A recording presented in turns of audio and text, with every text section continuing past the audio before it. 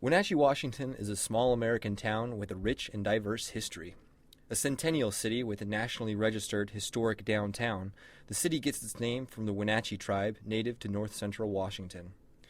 The first town site was established in 1888 by settlers coming from Ellensburg by horse and covered wagon. Winters were hard, but the town's founders were made of tough stock, and they built a thriving, close-knit community, playing baseball against neighboring towns like Leavenworth in their leisure time. There were challenges, however. Almost as soon as the townspeople began constructing key buildings like the first public hall in 1891, they were forced to make drastic changes in city planning. The railroad was coming, and the Great Northern preferred everything a bit closer to the Columbia River. But the move was a lucrative one, and allowed for the easy transport of the valley's most important resource, tree fruit.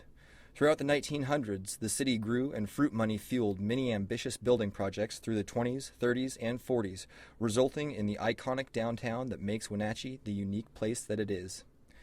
Expert craftsmen, bricklayers, and builders of the greatest generation left an enduring mark upon the city of Wenatchee by constructing historic buildings like Fire Station 41, the YMCA, which has been open for more than 100 years in the same location, and the Milner Hotel, the original home of the iconic Skookum Indian.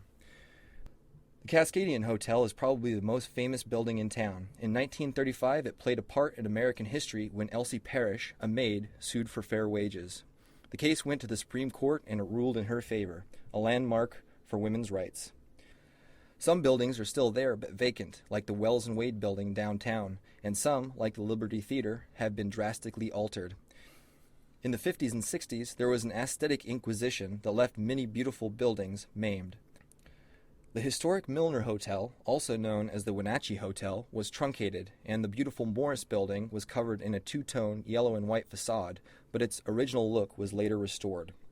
For a more in-depth look at one of America's true townships, visit the Wenatchee Museum Tuesday through Saturday between 10 and 4, or find us on Facebook at the Wenatchee Museum and Cultural Center.